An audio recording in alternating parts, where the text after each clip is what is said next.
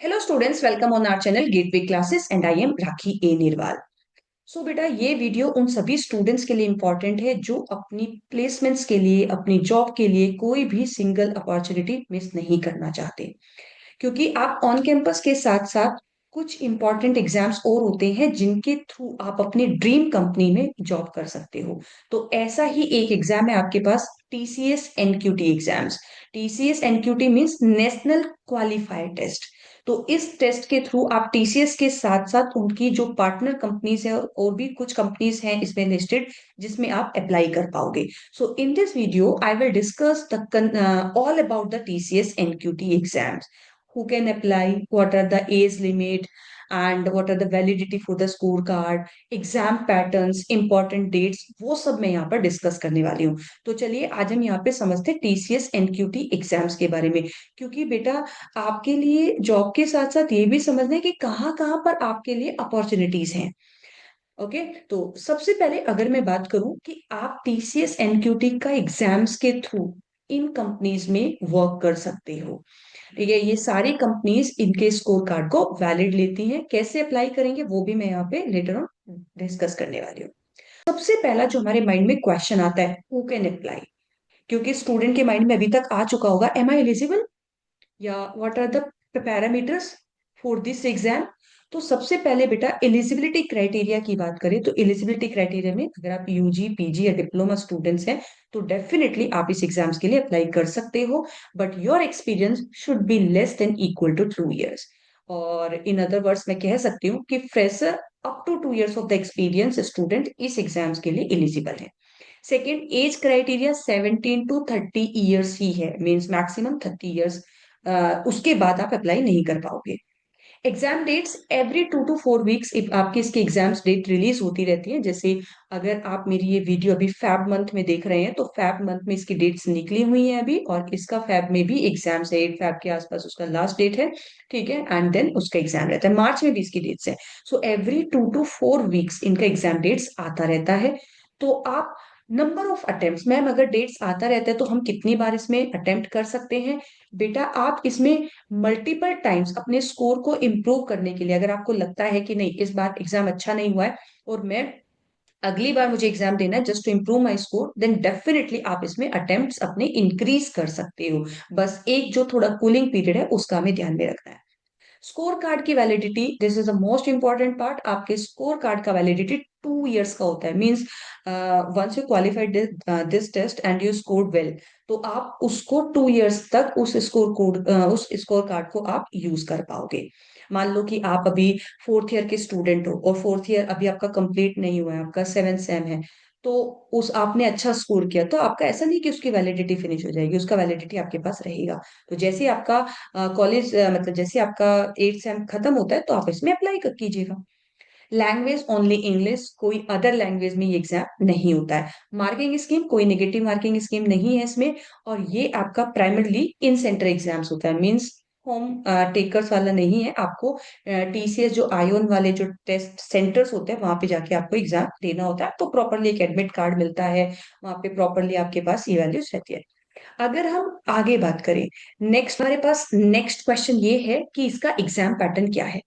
तो बेटा, अगर हम यहाँ पे टीसीएस के एग्जाम पैटर्न को समझते हैं, टीसीएस एनक्यूटी के एग्जाम पैटर्न को समझते हैं। सो बेसिकली इस एग्जाम्स में आपके पास 2 राउंड होते हैं। एक राउंड होता है, इसको थोड़ा सा पेशेंटली समझने का ट्राई करना क्योंकि अक्सर स्टूडेंट को इसमें डाउट होता है। इसमें मेजरली आपके पास में 2 राउंड्स होते हैं। एक आपके पास foundation and second is advance. जो आपका फाउंडेशन राउंड है, ये आपका निंजा या आप इसको कोर रोल बोल सकते हो, उसके लिए आप एलिजिबल होते हो। तो अगर आपने फाउंडेशन राउंड के लिए अप्लाई किया है या फिर दोनों के लिए अप्लाई किया है, तो first you have to appear for the foundation round. And in the foundation round there are 3 section: numerical ability, verbal ability and reasoning ability. इसमें बेटा आपके पास कोडिंग का कोई भी सेक्शन नहीं होता। मींस फाउंडेशन में प्योरली आपका एप्टीट्यूड टेस्ट होता है। Numerical ability 20 questions, verbal ability 25 and reasoning 20। ये आपका लेटेस्ट पैटर्न के अकॉर्डिंग है, कभी कभी ये थोड़े थोड़े माइनर चेंजेस इसमें आते रहते हैं। ठीक है, बट फाउंडेशन में ये केवल एप्टीट्यूड राउंड होता है। 25 टोटल 75 मिनट्स होते हैं। इसमें जो एग्जाम क्वेश्चंस का लेवल होता है वो जनरली इजी टू मॉडरेट होता है, बहुत ज्यादा डिफिकल्ट लेवल के क्वेश्चंस नहीं बनते हैं। अगर आप फाउंडेशन रोल को क्वालिफाई करते हो तो आप निंजा या कोर रोल के लिए एलिजिबल हो जाते हो, और इसमें आपका अप्रोक्सीमेट 3.5 एलपीए वाला जॉब इसमें जनरली ऑफर होता है। अब आपका फाउंडेशन राउंड क्लियर हो गया है, आपने एडवांस के लिए भी अप्लाई किया गया है, तो उसके बाद फिर आप एडवांस में जाओगे। अगर आप जाना चाहते हो तो एडवांस में आपके पास डिजिटल और प्राइम रोल, ये दो रोल के लिए एडवांस सेक्शन रहता है। अब एडवांस सेक्शन में अगर एप्टीट्यूड की बात करो तो एडवांस क्वांटिटेटिव एप्टीट्यूड और रीजनिंग, वर्बल एबिलिटी नहीं होता है, सिर्फ क्वांट और रीजनिंग होता है। अप्रोक्सीमेट मिक्स क्वेश्चंस आते हैं, कोई सेक्शनल नहीं है क्वांट और रीजनिंग में। अप्रोक्स 15 to 18 क्वेश्चंस, ये थोड़ा थोड़ा वेरी होते रहते हैं। अप्रोक्स लास्ट अगर बेस्ड ऑन पीवाईक्यू के बेस पे बात करूं तो अप्रोक्सीमेट 15 to 18 क्वेश्चंस होते हैं। इसका ड्यूरेशन आपके पास 30 मिनट्स रहता है। और इसका लेवल जो होता है बेटा वो थोड़ा हायर साइड हो जाता है, क्योंकि यहाँ पे एडवांस सेक्शन में आपके पास डिजिटल और प्राइम रोल। अब ये क्यों मैं हायर बता रही हूँ वो भी बात करेंगे। दूसरा सेक्शन होता है इसमें आपका एडवांस कोडिंग, मीन्स इसके लिए टाइम बिल्कुल अलग होता है। और नेक्स्ट 90 मिनट्स का टाइम फ्रेम चलता है आपका एडवांस कोडिंग के लिए। इसमें आपके कोडिंग के दो क्वेश्चंस होते हैं। दो क्वेश्चंस के लिए आपको 90 मिनट्स मिलते हैं, और जनरली जो कोडिंग के क्वेश्चंस होते हैं वो अच्छे लेवल के क्वेश्चंस होते हैं। क्यों? क्योंकि डिजिटल में अप्रोक्सीमेट आप बात करो तो अप्रोक्सीमेट 7.5 एलपीए तक का जॉब ऑफर मिलता है, और प्राइम रोल के लिए अप्रोक्सीमेट 9 to 11 एलपीए तक का जॉब ऑफर मिलता है प्राइम रोल के लिए। अगर आप एडवांस कोडिंग के दोनों कोडिंग के जो क्वेश्चन है वो रन हो जाते हैं आपके, तो आप प्राइम रोल के लिए एलिजिबल हो जाते हो। एक क्वेश्चन रन होता है और दूसरा वाला जो कोडिंग का पार्ट है वो थोड़ा सा मतलब आधा या ऐसा कुछ रहता है, तो अब आपके पास में डिजिटल रोल के लिए आप एलिजिबल हो जाते हो। ठीक है, लेकिन कोडिंग में आपको डिजिटल या प्राइम के लिए एटलीस्ट डिजिटल के लिए एक क्वेश्चन और प्राइम के लिए दोनों क्वेश्चन आपको रन कराने पड़ेंगे। क्वांट और रीजनिंग का लेवल भी इसमें आपका अच्छा रहता है।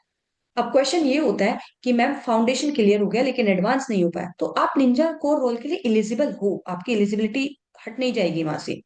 ठीक है, डिजिटल या प्राइम के लिए आपका एडवांस सेक्शन क्लियर होना चाहिए।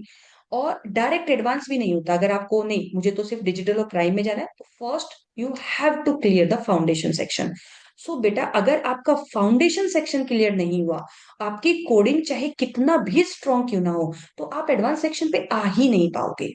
तो इसलिए सबसे पहले आपको यहाँ पे एप्टीट्यूड सेक्शन पे भी फोकस करना है अपनी कोडिंग के साथ साथ में। So this is the exam pattern of TCS NQT. I hope आपको ये एग्जाम पैटर्न अच्छे से क्लियर हो गया है। तो मैंने यहाँ पे एक कंपैरिजन भी किया हुआ है। सीटीसी अगर आप निंजा रोल के लिए बात करो तो अप्रोक्सीमेट 3.36 से 3.5, डिजिटल के लिए अप्रोक्सीमेट 7 और प्राइम के लिए अप्रोक्सीमेट 9। एडवांस सेक्शन में आपके पास में एडवांस सेक्शन निंजा रोल के लिए नहीं होता है, डिजिटल और प्राइम रोल के लिए होता है। कोडिंग कोडिंग यहाँ पे नहीं होती, वो बाद में, ये बेसिक मैंने इसलिए लिखा है क्योंकि बाद में जब आपका इंटरव्यू राउंड होगा तो उसमें वो बेसिक कुछ क्वेश्चंस जो आपके कंसेप्चुअल क्वेश्चंस है डीबीएमएस के, डा के, उप्स के, तो ये वाले कंसेप्ट जावा के कुछ बेसिक क्वेश्चंस वो वहां पे पूछ लेता है, कोडिंग नहीं होता है इसमें। ठीक है, डिजिटल के लिए मीडियम, मीडियम के लिए इसलिए बोला है क्योंकि एक प्रोग्राम अगर आपका रन हो जाता है तो आप डिजिटल रोल के लिए एप्लीकेबल हो जाते हो। हार्ड इसलिए क्योंकि दोनों क्वेश्चन आपको यहाँ पे सॉल्व करने हैं इसके लिए। लेवल यहाँ पे इजी, यहाँ पे मीडियम टू हार्ड, और यहाँ पे आपके पास हार्ड। ग्रोथ की अगर हम बात करें तो निंजा रोल क्योंकि आपका पैकेज ही 3.5 से स्टार्ट होता है तो थोड़ा स्लो, यहाँ पे गुड, बट यस अगर आप fresher as a fresher 9 10 11 lakh का पैकेज से स्टार्ट करो तो ऑब्वियसली आपका जो ग्रोथ है वो काफी फास्ट और काफी एक्सीलेंट लेवल पे रहेगा। तो फ्लो क्या है बेटा? फ्लो बेसिकली आपको सिर्फ एप्टीट्यूड क्लियर करना है निंजा के लिए, डिजिटल के लिए बेसिक एडवांस कोडिंग, और प्राइम के लिए आपको strong advance coding and interview. तो this is the eligibility flow.